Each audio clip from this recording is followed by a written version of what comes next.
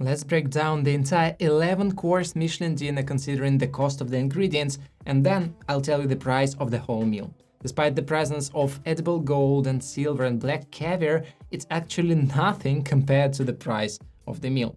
My name is Garry and I am a WCT3 qualified sommelier. Let's jump right into it. That is the first amuse-bouche, which is just a small bite-sized appetizer. Normally in fine dining restaurants, they serve several amuse-bouche before the main meal just to amuse your palate. Amuse-bouche comes from the French expression, which is basically translated like amuse the palate. The presentation looks really fancy in this plate, which has a form of two hands and a shell on top. Nope, the shell is not edible, it is the part of the presentation. The ingredients for this course are dirt cheap. It's basically several kinds of seaweed and some Argentinian shrimp, but nothing more than that. The cost of raw ingredients is just a couple of dollars for this course.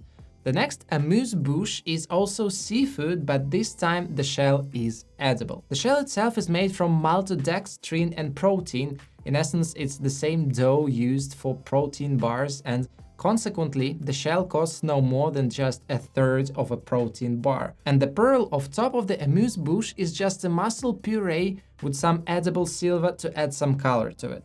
Mussels are really cheap themselves, and edible silver, probably it will cost a little bit more. No way. The whole can of edible silver flakes costs just $9, and to make one appetizer like this, you have to use 1/10 of this can probably.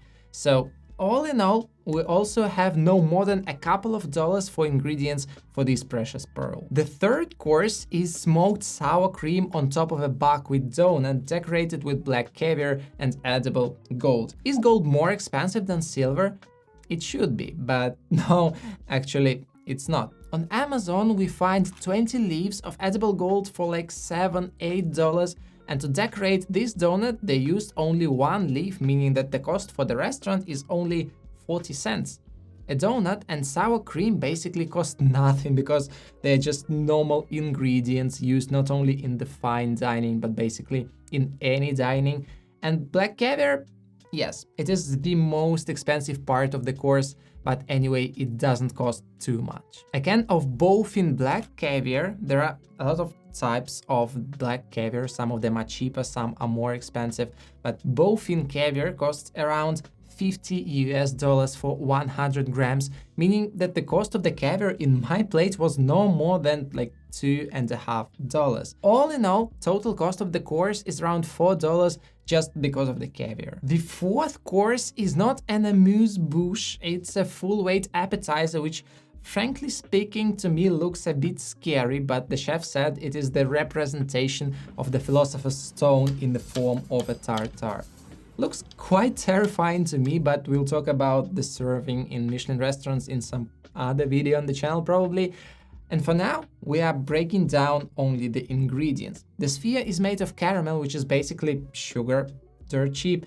And then we have tartar, raw meat with some raspberry to it. The meat for tartar should be top-notch, otherwise it is possible to get some disease eating raw meat.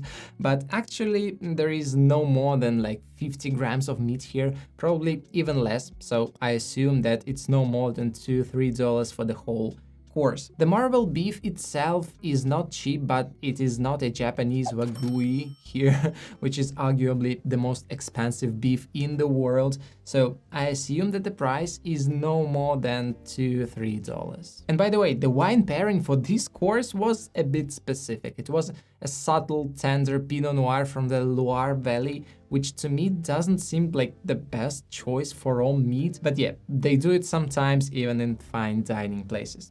I don't talk about the wine pairings much in this video, but if you're into the world of wine and you want to know more about it, consider checking out my online course on wine appreciation. Hope it is really worth it, and the link is in the description down below. But anyway, the serving is stunning. Agree? With this smoke under the bell, yeah, that's definitely a fine dining one. And then we go for some ravioli with scallop and some halibut caviar on top. Halibut caviar is actually not that expensive as other kinds of black caviar. Some call it black caviar for poor, but probably black caviar is not the thing for poor people. But yeah, some cream sauce, just 3 pieces of scallop, a bit of caviar and some decoration, which is in this case just a caramelized stick. Quite hard to chew, by the way. The total cost is no more than $4, taking the best quality fresh scallops directly from the importer. Then we have the sixth course, which to me seemed the best one of the whole meal. It is called ascorbic acid, and it is an exciting mixture of acidic, sweet and grassy tastes. Like in wine, acidity makes a great balance with grassy foods to cut through this fat of some fish or meat. They paired this dish with fabulous Gavi di Gavi wine, which is on its own has a very good acidity, and to me it seemed the ideal pairing for such an acidic dish. But back to the price of the ingredients. Apples cost barely nothing, some sea buckthorn pearls on top as well. The only pricey ingredient here is foie gras.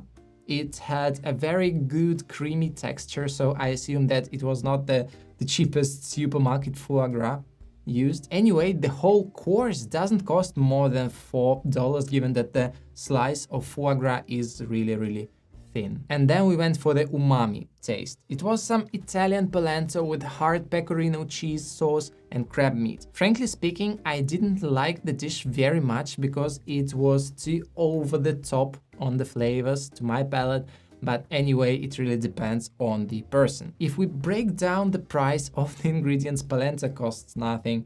The cheese probably $1 at most, and crab meat no more than a couple of dollars just because the portion is rather small. Once again, $3 total for this course.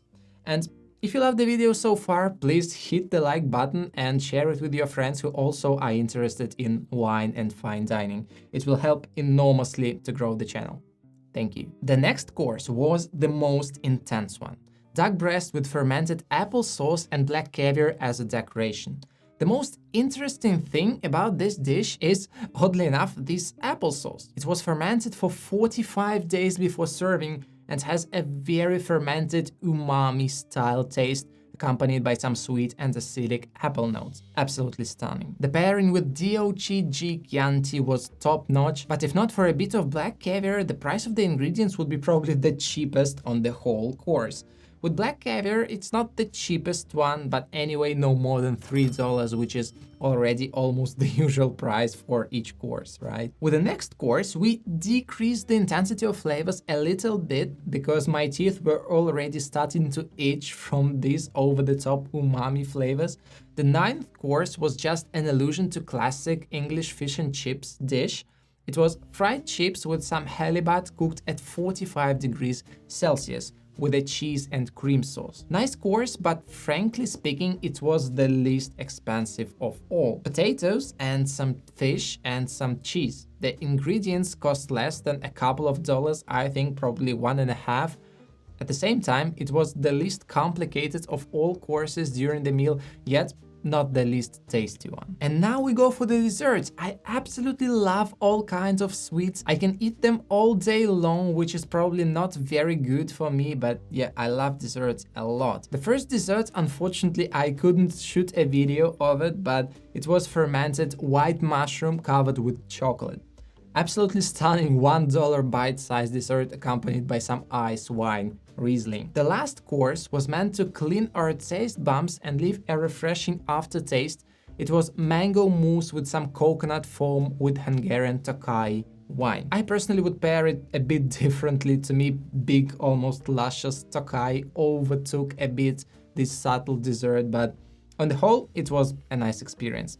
Again, no more than $1 for the ingredients necessary for this course. All in all, the approximate cost of all products used to prepare this meal was at maximum $27, and the meal cost $130 without wine pairing. Was it worth the price? Absolutely. The meal was stunning. The presentation of the dishes, the taste, the concept behind each of the dishes, nothing to complain about. There was a couple of hiccups with wine pairings on which I'll tell you in the next video, but generally the dinner was close to perfect. Obviously, the restaurant didn't get 500% margin on this meal because they have to pay the rent, pay the staff, the cooks, the sommelier, who in this case probably didn't do the best he could, but no complaints. Watch this video next and see you shortly. Bye.